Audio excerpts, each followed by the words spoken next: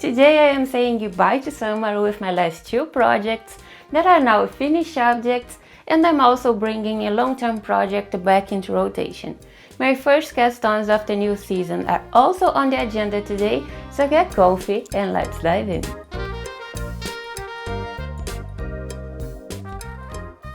Hi there and welcome to episode 15 of the podcast where I talk about everything I'm knitting at the moment and my plans for the near future. My name is Luisa, but everybody calls me Lu. Last week I released my fall knitting plans video and I was so inspired by so many different patterns and ideas that I couldn't choose from and I decided to share them all with you. I talked about sweaters, hats, socks, shawls, going from color work to lace to cables to stockinette, and recording that video also inspired me to finish all my summer projects. So that's what I did. I didn't have many projects to finish, yes, but I finished them all. And just before we start talking about today's projects, I am trying a new format today. I don't know where this is going to go, but I think this is a good idea and you can let me know what you think of this new format. Now, enough chit-chat and let's talk projects. But before I talk about the first project, let me share with you what I'm wearing today. This is the Clematis sweater by Emma Meyer. I am almost certain it's Emma Meyer.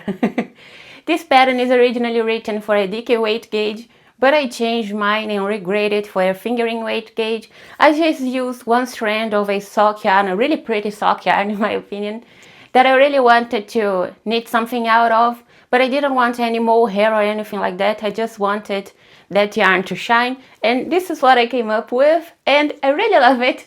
It's the first time I am actually wearing it, and I am so happy I went with a fingering weight gauge, because this is a very lightweight garment, and I think I'm going to wear this a lot during spring and fall. I am really excited to have this ready to wear during fall. Now let's go to the first finished object of today's video, which is my stripe hype sweater. This is a pattern by Veronika Lindberg or Kika, and the yarn I used for this project is a whole bunch of Husqvarna Super Soft that I had in my stash. I used 4 different colorways. Let me see if I can show you all 4 colorways at the same time. The dark red one, the deep red, is colorway Jasper. My main yarn was this light beige, which is colorway Oatmeal. The pink one is Cranberry, and the orangey yellowy one is colorway Amber. I had all this yarn in my stash and no real plans for it, so I decided to cast on a stripe hype sweater, and I'm really glad I did because I love my final project, my final sweater. If I was purchasing yarn specifically for this pattern, I don't think I would have chosen these 4 colorways to put together, but I'm so glad I did. I think I would have likely gone with a white yarn as my main color instead of this light beige, but I'm really glad I had this light beige in my stash because I think it gives a softer contrast next to my 3 contrasting colors. Well, softer than what white would have, and yeah, I really like it. I think this deep red one would really stand out next to a white yarn, and it doesn't really stand out that much next to a light beige. Yeah, so this is the yarn I've used, and now let me introduce you to a new guest here on the podcast. This is Margot, and I think she's going to help us a lot today. And this is my stripe hype sweater. I am so happy with the final piece. Talking about all the ins and outs of the process, this is obviously a all over stripe project. So my beginning of round, let me see if I can find, oh, it's right here. My beginning of round here, there's no jog or anything when I switched colors, and I am really happy about it. The finishing touches of this sweater, they seem really like a store-bought sweater, if I do say so myself. I don't think it's because of anything that I did. I think this is because of the pattern and the entire idea behind the pattern. And I really love, I think I said this many times already, but yeah, I didn't have any jog problems with stripes when changing colors.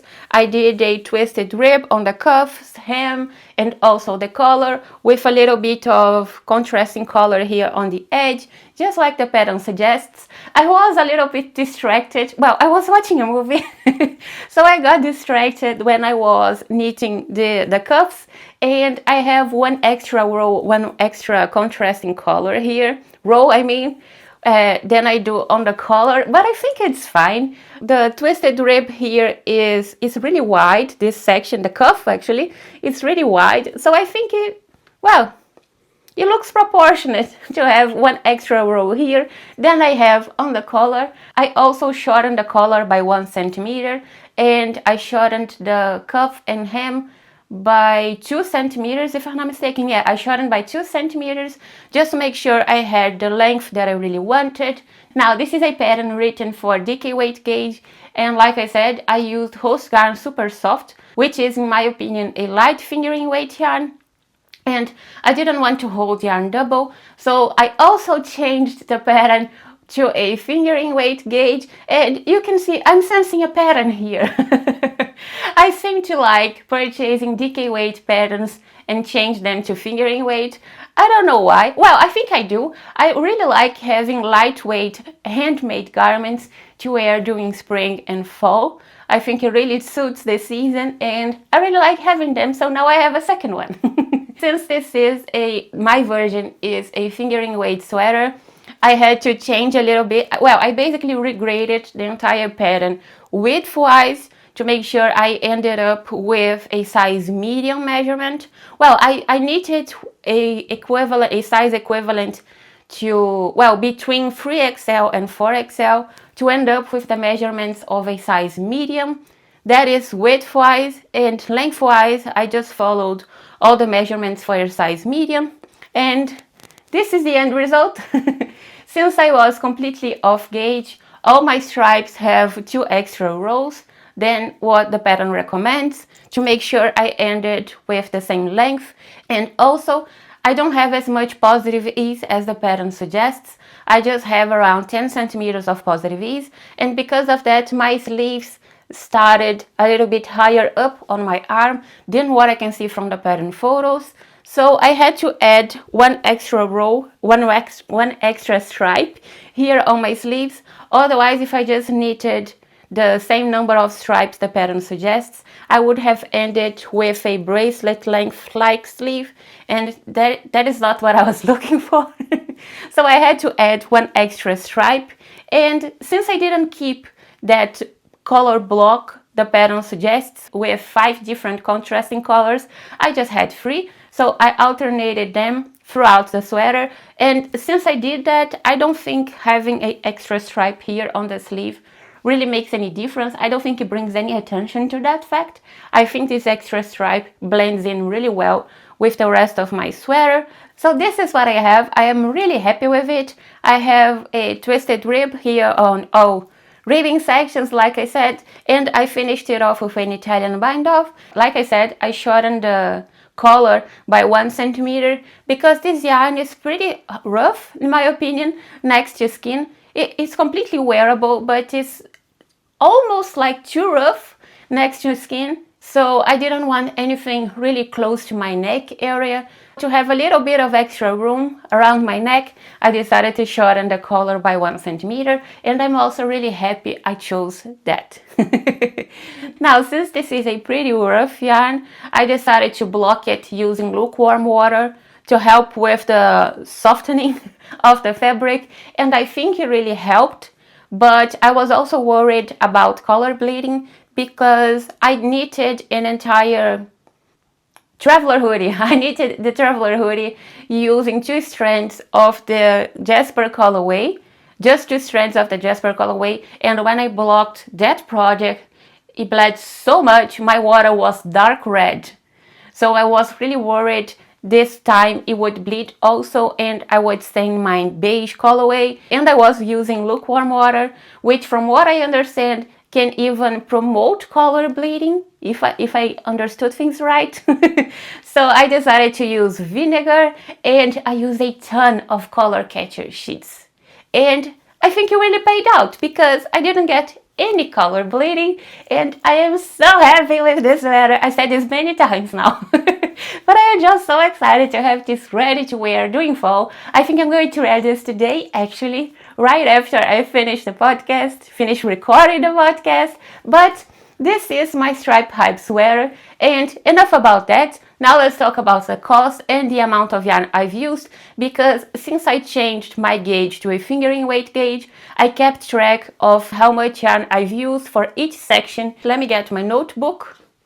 For my main yarn here, this oatmeal colorway, I've used 155 grams total. You can find information about how much I've used for the body and how much I've used for the sleeves in my Reverie notes, but here on the podcast I'm just going to talk about the entire sweater as a whole. Otherwise it would be just too many numbers thrown at you and I don't think it would be useful. So for my main yarn here, the oatmeal colorway, I've used 155 grams. Each ball comes, let me get a ball here, each ball comes in 50 grams. So that would mean I've used a little bit more than 3 balls, but at least all the balls of Hostgarden Super Soft that I've received to this day, I don't think I ever had a ball that didn't come in 53, 54, even 55 grams. So I actually used less than 3 balls of yarn, and in fact, I also have a little bit left of my third ball, just a little bit, but yeah, just to let you know. So I've used 155 grams, that equals to 890 meters. The pattern calls for 756 meters of a DK weight yarn. This is fingering weight, so I think it makes sense to use more yarn than what the pattern calls for. Now, talking about the contrasting colors, I've used 34 grams of the cranberry colorway, which is the pink one, the dark pink one, 30 grams of the amber colorway, which is the orange yellowy one. In fact, I think, well, let me show you the ball. In my opinion, this is going to sound strange. In my opinion, this amber colorway looks darker here on the ball. I just have this much left. I don't have any new skeins to show you. And after blocking, I think it looks more yellowy, doesn't it? I think it does. It didn't bleed at all, but I think it looks more yellowy than in the ball. Yeah, I don't know. This is just something I noticed, but anyway, I've used 30 grams of this colorway, and the Jasper colorway, the dark red one, I've used 40 grams. Adding all of that up, I've used 104 grams. That equals to 597 meters. The pattern calls for 441 meters of fingering weight held double. But yeah, I've used a little bit more, but I regretted the entire thing. So yeah, maybe it makes sense because I didn't actually follow all the instructions for a size M. I did a mix of different sizes. So this is my stripe hype sweater. And I completely forgot to talk about the cost. For the yarn, I've paid 18 euros and 49 cents. That only takes into account the yarn I've used to knit up this project. All my leftovers, the cost of my leftovers will go towards another project that I have no idea what it's going to be. But that is a problem for future me. For this yarn here, I've paid 18 euros and 49 cents. And for the pattern, I've paid 3 euros and 40 cents. At the time when I paid for this pattern, I had a 50% off coupon code that I got from aka Laura Knits. I don't know if you guys watch her channel, but I really love watching her videos, her podcast videos. And at the time, I think she was celebrating 10,000 subscribers or something like that. It was a really big number. And she got a coupon code for Kutovakikas patterns. And it was a 50% off coupon code. I took advantage of that and I got myself a whole bunch of Kutovakikas patterns. So this is why I have such a low cost for my pattern. So in total, this project cost me 21 euros and 89 cents. And I am so happy to have this ready to wear for fall. And this is it. This is my stripe hype sweater. And you guys can let me know if Margot was a good helper or not today. And my final summer project is a gift knit for my little niece. I finished her sweater. Oh, it looks so cute. This is the Always Forever unicorn sweater by Wool and Beyond. And let me show you up close. Oh, it looks so cute. Anyway, the yarn I used for this project is the recommended yarn actually, which is drops air in 2 different colorways. This one is colorway 26. The colorway name is beige, but I see gray. And the white one is colorway 01 of white. I really love these 2 colorways together. And I will talk about the yarn I used for the mane in a little bit. But let me show you guys the final sweater. Oh, but it looks so cute. Alright, the mane is all over the place here at the back. Let me try and fix that.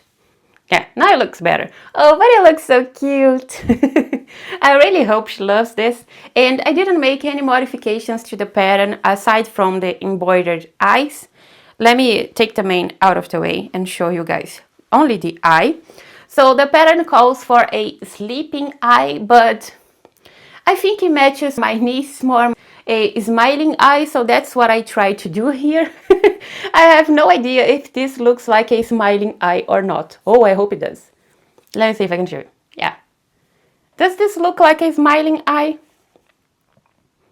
Well, that was my intention at least. And I chose to do really short eyelashes. I just think it looks more delicate, and that's what I came up with, and I am really happy with the final look of this sweater. I did add one thread of elastic here around the collar, just to make it more tidy and more, well, to keep things looking neater over time, because this is going to a 3-year-old little girl. It's good to keep things tidy, right? Now, my ribbing here, the only thing I don't really like about this sweater is the ribbing. It has nothing to do with the pattern. This is completely my fault. I don't know what I did wrong, but my ribbing doesn't look really neat. I don't think it does, at least. Yeah, it is not my best work, but I think it's good enough for a kid's sweater.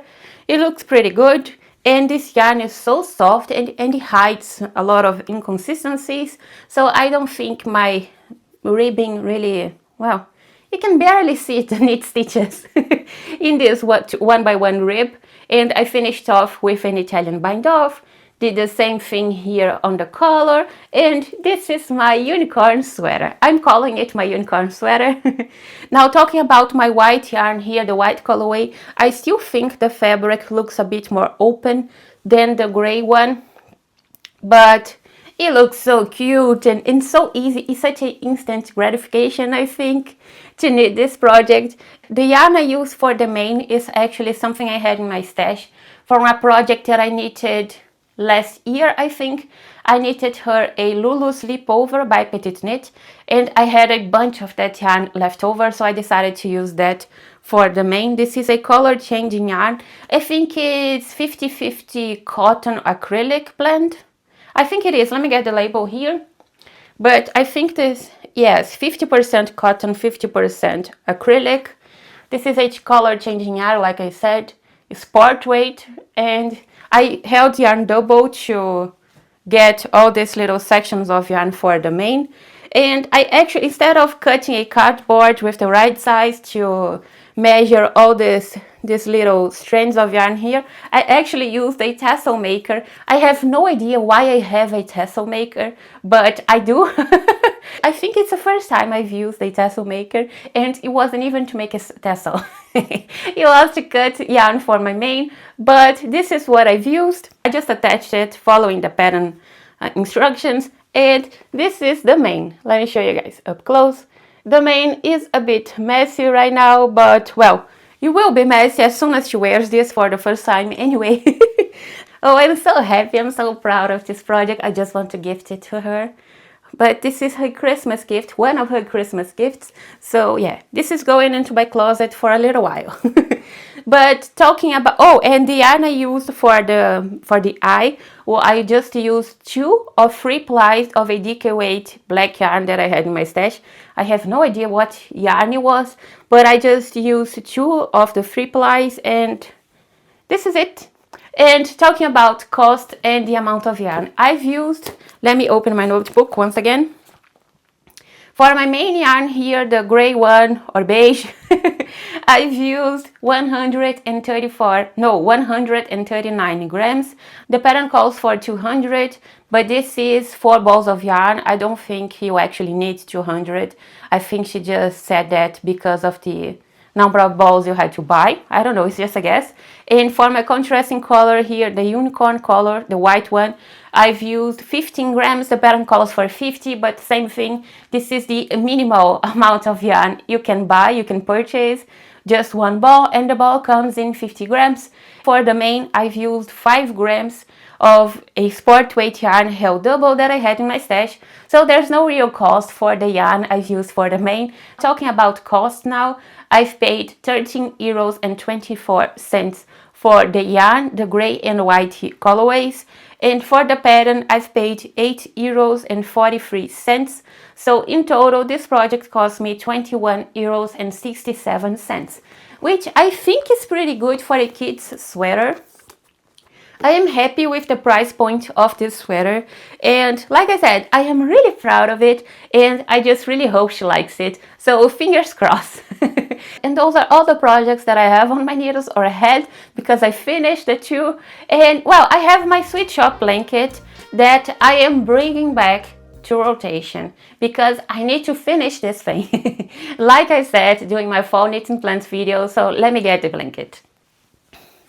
Here it is, my sweet shop blanket by Laura Penrose. It's been so long since I talked about this blanket here on the podcast that I think I'm going to treat this as a new cast on, a really advanced new cast on.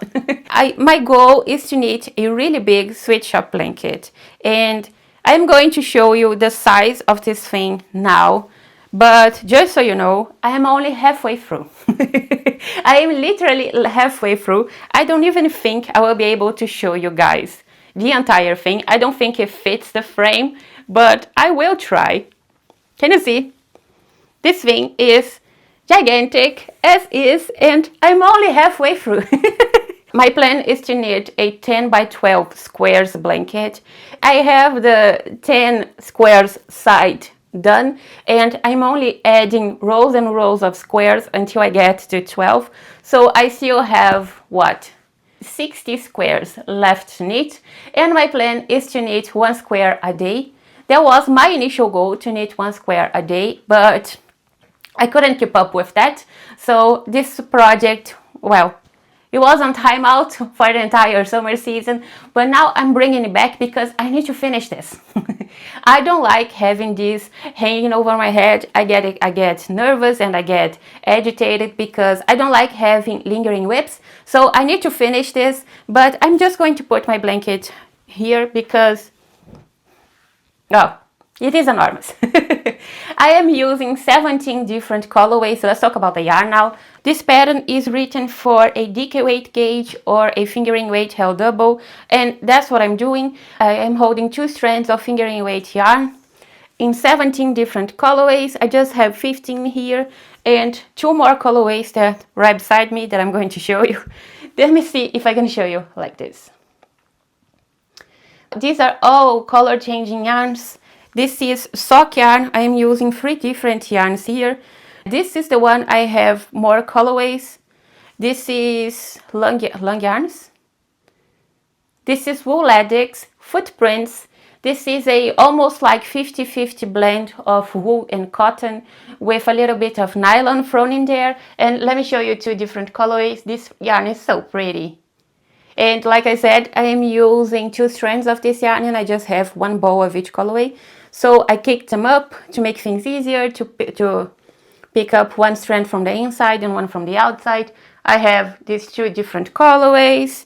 I have purple, I have green, I have blue, I have pink, I have many different colorways. I'm just going to show you a few. You can find photos of all the 17 colorways that I'm using in my Reverie notes, so go check it out.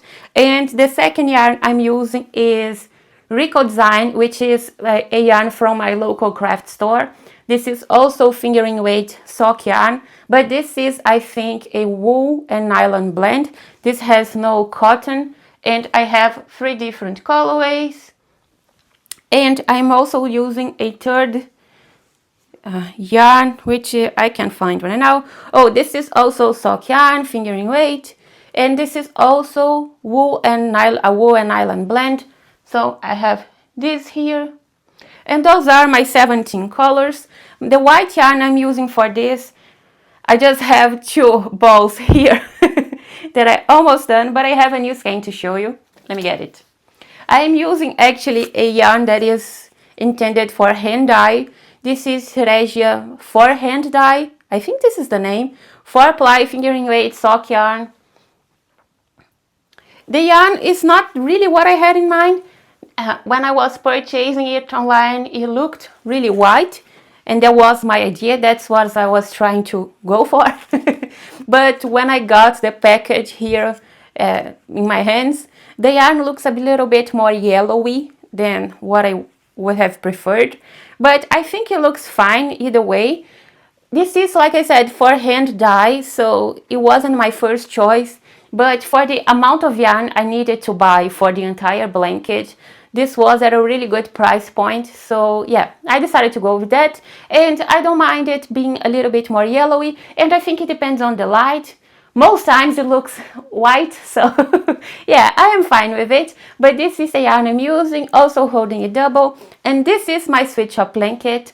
My first idea was to work on the switch up blanket and just not show the project here on the podcast, because it looks like the same thing over and over again. I'm just adding squares to a blanket. But if I don't add this as a project here on the podcast, there's no way this thing is going to get done. So bear with me through this season, because I need to finish my switch up blanket. And this is the season I'm going to do it. Now, those are definitely all the projects that I have around me here in my craft room, but I am already thinking about my fall projects, and I decided what my first 2 cast-ons are going to be.